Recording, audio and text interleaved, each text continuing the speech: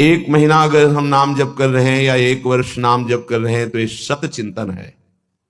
सत चिंतन कभी व्यर्थ नहीं होता। तुम्हें पता नहीं है कि तुम्हारे कितने अशुभों का नाश कर चुका है नाम, यदि वास्तविक आप जप रहे हैं। संचित कर्मों को पहले भस्म करता है नाम। इसीलिए नवीन उपासक को यह अनुभव नहीं होता कि नाम का फल क्या है, क्या आनंद है, क्या दुख मिटता है। इसलिए प्रार्थना है आप अपने अज्ञान के कारण कहीं नाम जपना ना छोड़ दे कि जब से नाम शुरू किया हमें कोई लाभ नहीं दिखाई दे रहा, हमें नौकरी नहीं मिल रही, हमारा काम नहीं बन रहा, हमारे दुख नहीं मिट रहे और दुख बढ़ रहे हैं। ऐसा आपको माया अनुभव कराएगी। पर आपको दृढ़ विश्वास रखना है सदगुरुदेव के वचनों में, शास्त्र वचनों में, संतवाणी में। इसी विश्वास के सहारे हम अध्यात्म बल से युक्त हो जाते हैं। हम जब सबसे पहले अशुभों का नाश करता है, फिर शुभ फंसाने वाले जो होते हैं वो उनका भी नाश कर देता है। इसके बाद क्रियमाण पूरा परम पवित्र करके भगवद अर्पित कराता है, प्रारब्ध भोगने की सामर्थ्य देता है। फिर आनंद का ऐसा उन्माद होता है, आनंद की ऐसी उत्तम अवस्था होती है जो वाणी से वर्णन नहीं की जा सकती। आप धैर्यवान बने, उत्साह पूर्वक नाम का जप, नाम का कीर्तन, नाम का चिंतन करें। परिणाम बहुत मंगलमय होगा। थोड़ा धीरज रखें, थोड़ा विश्वास करें। न एक एक नाम आपको उठा रहा है, अभी आपको समझ में नहीं आएगा। जब आपके पाप नष्ट हो जाएंगे, हृदय निर्मल होने लगेगा, तब आपको समझ में आएगा। धाम आने को मिला है, सत्संग मिला है, ये बहुत अहेतुकी कृपा है। आपको कृपा का परिचय तब लगता है जब आपकी कामना पूर्ण हो, आपको भोग मनोअनुकूल मिल जाए, आपकी उन्नति संसार में हो, तो आप उसे समझते हैं कृपा। अगर प्रतिकूलता हुई, उन्नति ना हुई, हम जो चाहते हैं वो ना हुआ, तो हम समझते हैं कि कोई फल नहीं। इसी को अज्ञान कहते हैं, यही अविद्या है। इसीलिए दंभ और पाखंड में हम फंस जाते हैं। हे भाई, इस जगत में तो एक प्राकृतिक चंद्रमा उदय होता है और प्राकृतिक अमृत की किरणें प्रकृति में डाल करके जीवों के प्राणों का पोषण करता है। चांदनी प्रकाशित होती है, शीतलता देता है। लेकिन हमारे वृंदावन धाम में दो चंद्र प्रकाशित हो रहे हैं, युगल चंद्र श्री श्यामा श्याम जी। इनके प्रताप से प्रेमामृत का वर्षण होता है। यहां युगल चंद्र से संपूर्ण वृंदावन के खग मृग पशु पंछी लता और वृंदावन वासी इस प्रेमामृत परम शीतल परम सुखमय युगल चंद्र का सेवन करते हैं। इसलिए है भाई, तुम वृंदावन का आश्रय ले लो, तुम वृंदावन का वास स्वीकार करो। पर ये मंद भाग्य गण अनेक तापों की बीज स्वरूप अविद्या माया इसमें जलते रहते हैं। ये युगल चंद्र की शीतलता का परिचय ही नहीं जानते हैं। हमारी प्रार्थना है, इस संसार में तुम फंस चुके हो, मुक्त होने की इच्छा करो। बहुत ही सहज में तुम्हें इस संसार से मुक्त करके, प्रेम में आसक्त करके महासुख प्रदान करने की सामर्थ्य वृंदावन धाम रखता है। इसलिए आओ, तुम्हारा स्वागत है।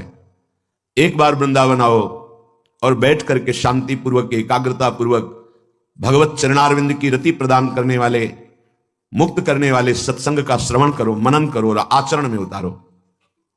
तो तुम्हें श्री कृष्ण चंद्रजू का शीघ्र ही वो भजन प्राप्त हो जाएगा जिससे परमानंद, जिससे प्रेमानंद, विज्ञानानंद घन ये अनुभव होगा। विषयानंद छूट जाएगा जो धोखे का है, और सच्चिदानंद तुम्हें प्राप्त हो जाएगा जिनका नाम श्री कृष्ण है। श्री प्रियाजू कृष्णचंद्रजू लालजू महाराज, प्रियालाल के चरणारविंद का प्रेम और उनका परिचय ये सब प्राप्त हो जाएगा। यदि तुम्हारे सदगुरु वृंदावनवाद का निषेध करें, वृंदावन आने का निषेध करें, तो उनके गौरव को नहीं रखना। किम न सदगुरु गौरवेन कुरुताम, न गौरवेन कुरुताम। यदि हमें धाम प्रिया प्रीतम से विमुख करने की बात कही जाए तो गुरु की भी बात न मानी जाए। गुरुबलि तजेव कंत ब्रज बनितन भे मुद मंगलकारी, तजेव पिता प्रहलाद विभीषण बंधु भरत महतारी, गुरुबलि तजेव कंत ब्रज बनितन भे मुद मंगलकारी। गुरु का संबंध है प्रियालाल के चरणारविंद में प्रेम कराना, उनके धाम में, नाम में, रूप में, लीला में रति करा देना। यदि ऐसा नहीं, धाम से विमुख, नाम से विमुख, रूप लीला चिंतन से विमुख, तो बोले किम न सदगुरु गौरवे न कुरुताम। गुरुदेव का एक गौरव है हर उनकी आज्ञा का पालन करना। लेकिन ये जो हमें धाम से विमुख करते हैं, प्रिया प्रीतम से विमुख करते हैं, नाम से विमुख करते हैं, लीला चिंतन, तो गुरु किस बात के? भगवान के चरणारविंद की प्रीति के मार्ग में हमने गुरुदेव का वर्ण किया है। वो यदि धाम वास के लिए, धाम आने के लिए भगवान की प्रियता के मार्ग को रोकते तो गुरु किस बात के? तो कह रहे किम ना सदगुरु गौरवेन कुरुताम, क्योंकि सदगुरु भगवत प्रीति प्रदान करने वाले मार्ग के दाता हैं। यदि वो ऐसा नहीं करते तो फिर वो हमारे सदगुरु नहीं है। डरना नहीं चाहिए, ध्यान रखना। भगवान की प्राप्ति के लिए सदगुरु का वर्ण है।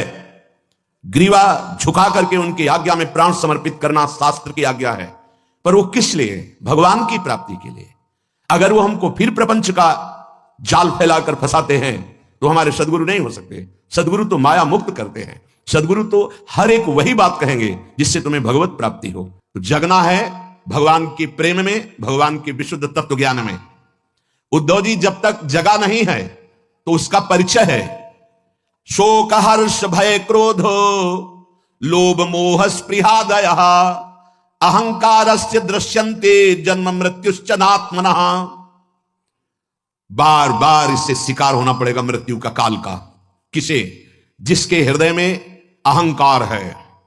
यह बहुत खतरनाक चीज है। अहंकार सब में है, केवल महाभागवत भगवत प्रेमी महात्मा में नहीं, या शुद्ध तत्ववेत्ता ज्ञानी में नहीं। दो के अलावा सब में है। ये थोड़ा कम है, थोड़ा ज्यादा है, वो बढ़ता घटता साधन के अनुसार। लेकिन पूर्ण अहंकार रहित होने का मतलब जीवन मुक्त महापुरुष।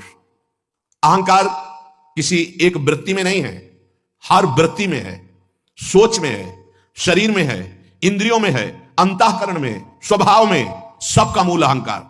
ये स्वभाव अहंकार से युक्त हो गया। मेरा मन, मेरी बुद्धि, मेरा चित्त, मैं ये करता, मैं ये भोगता, ये पूरा अंतःकरण अहंकार। मैं ये देख सकता हूं, मैं बोल सकता हूं, मैं सुन सकता हूं, मैं तुम्हारे मन की बात जान सकता हूं, सब अहंकार। शरीर, मैं स्त्री, मैं पुरुष, मैं गोरा, मैं जवान, मैं विद्वान, मैं धनवान, में बड़ी बाढ़ है अहंकार की।